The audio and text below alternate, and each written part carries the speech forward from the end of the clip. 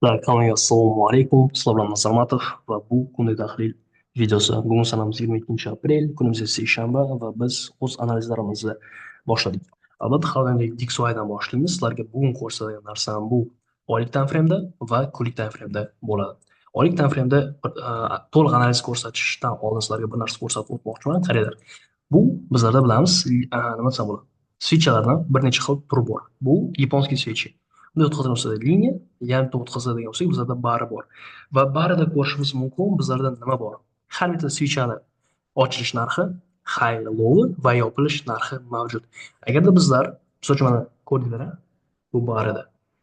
Agarda bizlar baridan keyin yaponskiy switchga o'tkazgan holda именно oylik switchani ko'radigan bo'lsak, bizlarda low endi yasalyapti va yopilish narxi hali yasalgani yo'q. Va endi esa bizlar shunchaki magnit zon va hozir narx qayerda turganini e'tibor beradigan bo'lsak, bizda narx oylik BPR turibdi va e'tibor beradigan yana bir narsamiz, narximiz oyni oxirgi haftasi turibdi. Oxirgi haftada bizlar bilamiz yoki откат yoki trend davomiyligi bo'ladi. Lekin oylik time frame'da bizlar ko'radigan bo'lsak, bizlarda FVG'miz bor edi. Bu FVG'ga narx juda ko'p marta javob bergan hol oxiri buzib o'tib ketdi.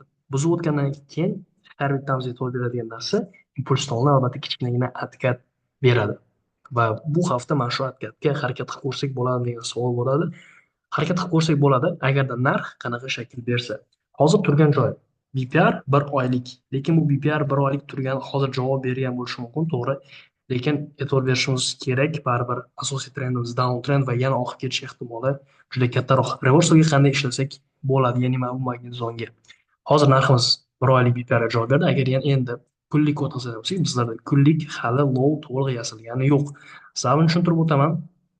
Hozirda agar PDL ni olib qo'yadigan bo'lsak va bizlarga mana bu FVG'miz bo'sh qoladigan bo'lsa, bu narxni misol uchun ertaga qolib ketishi ham mumkin. Agar ertaga qolib ketmasa, payshanba kuniga ham qolib ketishi mumkin. Chunki bizlar bilamiz, IC templates bo'yicha haftani high yoki low chorshanba yoki seshanba kuni ko'p holatda yasaladi. Lekin bu haftamiz misol uchun srazu impulsni boshlangani uchun va impuls hisobiga yana ekonomik holat biroz yomon bo'lgani uchun ham DXY yana bir tomonlama shunchaki oqib ketishi ham mumkin. Lekin bizlarga agar откат beradigan bo'lsa, mana shu откатiga ishlab ko'rish imkoniyatimiz bor.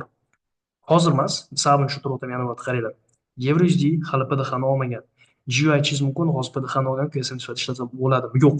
Chunki misol uchun shunchaki uzoqlashtiradigan bo'lsak grafikni, bizlarda nima bor? Bizlarda buy side bor va shunday haftalik o'tkazib ko'radigan bo'lsak, sizlarda bosh FVG ham shakllangan. Bizlarga nima yaxshi bo'ladi agarda mana shu narsani misol uchun bugun to'liq buy side'ni olgandan so'ng bizlarga agar New Yorkda yaxshigina struktura beradigan bo'lsa, именно bir haftalik FVGga masalan javob bergan holda agarda bugun bermaydigan bo'lsa hech qanday qo'rqinchdan joyi yo'q. Agar misol uchun ertaga sip ko'rinishda bizga down trend agar boshlab beradigan bo'lsa va yaxshi zakrab beradigan bo'lsa, bizlarda уже bo'sh nuqtalar bor va bu bo'sh nuqtalar nima deydigan bo'lsak, shunday kunlik o'tkazadigan bo'lsak, bizlarda BPR D1da BPRimiz bo'sh, lekin bu narsa agar mana shunday bizlarga zakrab beradigan bo'lsa, именно down trend switchov, ya'ni qora switchov zakrab beradigan sabab bizlarda magnit zonamiz bo'sh bo'ladigan bo'lsa, o'shanda bizlar risksiz bemalol reversoga ishlab ko'rsak bo'ladi. Albatta bu narsa islomi, ya'ni MSSimiz kamida 30 minut, undan yaxshi agar 1 soatlikda bo'lsa, aytishingiz mumkin kutish ko'p vaqt ketadi. Da, ko'p vaqt ketadi, lekin shunday kutsak bizlarda ancha безопасный bo'ladi.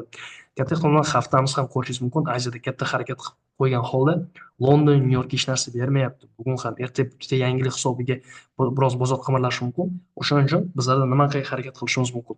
Haftada bizlarga bitta ko'p holatda bitta yaxshi сделка ham yetib ortadi. O'shaning uchun harakat qilgan holda bizlar bitta 1 ga 4 yoki bitta 1 ga 5 olib chiqib ketishimizga harakat qilishimiz kerak va shu bilan haftani yopsak, menimcha ancha o'sha xavfsizroq bo'ladi. Chunki haftada ko'rishimiz mumkin, ekonomik holat yomon va bizlarga shunchaki Aziyada katta harakat qilib qo'ygan holda kunlik harakatni qilyapti va London va Nyu Yorkga hech narsa qoldirmayapti. O'shaning uchun qo'ldan kelgancha harakat qilgan holda depozitni riskka qo'ymasdan asosiy yo'nalishga qarab savdo qilsangiz ham ko'p holat yutqazmaysiz. Buni tushuntirdim. Agar qaysi holat bo'lsa reversoga ishlashni o'shaning uchun reversoga ishlayotganda biroz xavfsiz pozitsiya olamiz. Lekin agarda misol uchun bizlarga ozroq откат berib, misol uchun buy side olmasdan hali откат beradi bo'lsa, yo'q. Misol uchun bizlar down trend, ya'niki short trendga hali harakat qilamiz, reversoga dальше o'zimiz buy side'imizga harakat qilamiz. Chunki hali buy side olinmagan va bu yerda bo'sh nuqtalar chem pastroq qaraganda ancha ko'proq.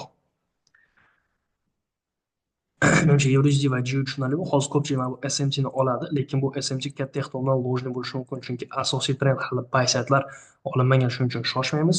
Hali bizlarda uptrendimiz tugamagan va haligacha misol uchun aytishingiz mumkin, baridada low yasalgan bo'lishi mumkin-ku hali. Low yasalgan bo'lishi mumkin. Haftaning to'g'ri lowi ham olingan, lekin hafta lowi olingan bo'lishi mumkin, lekin hali low yasalmagan, chunki bunga hali to'liq tasdiq emas va PDL ham juda yaqin turibdi. O'shaning uchun PDL yaqin turgani hisobiga ham risk qilmaymiz. PDL olgandan so'ng agarda bizlarga to'liq sakrab va yaxshigina MSS beradigan bo'lsa, undan so'ng kichikroq bo'lsa-da 1dan 1ga 3, 1ga 5 olib chiqib ketgan holda haftani chiroyli qilib yopishga harakat qilamiz. Yevro va GBP shu kichikroq time frame da ko'rishdan hech qanaqa ma'no yo'q, sababi chunki PDL yaqin, hech qanaqa aniq strukturamiz yo'q. Keyingi paramiz bizlarda tillarda ham aniqlik yo'q, prosta o'sib ketyapti. Xolos, agar kimdir misol uchun tagidan ushlab olgan bo'lsa, sekin-sekin fiks qilib, уже asosiy targetlariga misol uchun bemalol yopsa ham juda menimcha katta foydada yopadi. Yana bitta yaxshi analizlar bizlarda indekslarda bo'lyapti. Nimaga deydigan bo'lsak, shunday indekslar kunlik o'tkazadigan bo'lsak, bizlarda kunlik deyapman, 4 soatlik o'tkazadigan bo'lsak, bizlarda nima bor? Bizlarda slom struktura bor va slom strukturadan keyin qaraydigan bo'lsak, bizlarda o'sha narxi davno diskount zonada, haftalik low bunda ham olingan. Shunday 1 soatlik o'tkazadigan bo'lsak, bizlarda juda yaxshi order flow zonamiz bor va bizlar bilamiz, haftani low olingandan so'ng haftani boshlaydi, haftani highga harakat qiladi. Lekin bizlarga qanday shakl berish kerak? 4 soatga o'tkazadigan bo'lsak, bizlarda FVG zonamiz bor. Mana shu FVGni to'liq buzgandan so'ng bizlarga qanaqadir aniqroq struktura beradigan bo'lsa, bu katta ehtimol bugun emas. Agarda bugun bo'ladigan bo'lsa, yanada yaxshiroq bo'ladi.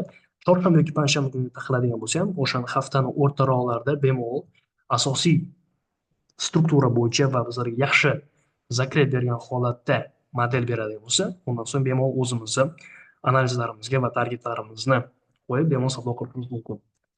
Bugungi kundagi tahlil shu. Bilaman, targetlar juda ikkilantiryapti. Agar misol uchun sizga tushunmayotgan model bo'ladigan bo'lsa, savdo qilmang, chunki tushunmagan payt savdo qilish bu trending emas. Bu shunchaki umid qilib gamblingga kiradi. Chunki shunchaki kutuvda savdo qilib qo'ygan bo'lasiz. Tushunmagan joylaringiz bo'lsa, Telegram kanalida bizlarda bemalol chatimiz bor, analiz tashlang, fikr almashsangiz bemalol bo'ladi. Sog' bo'linglar, charchamanglar.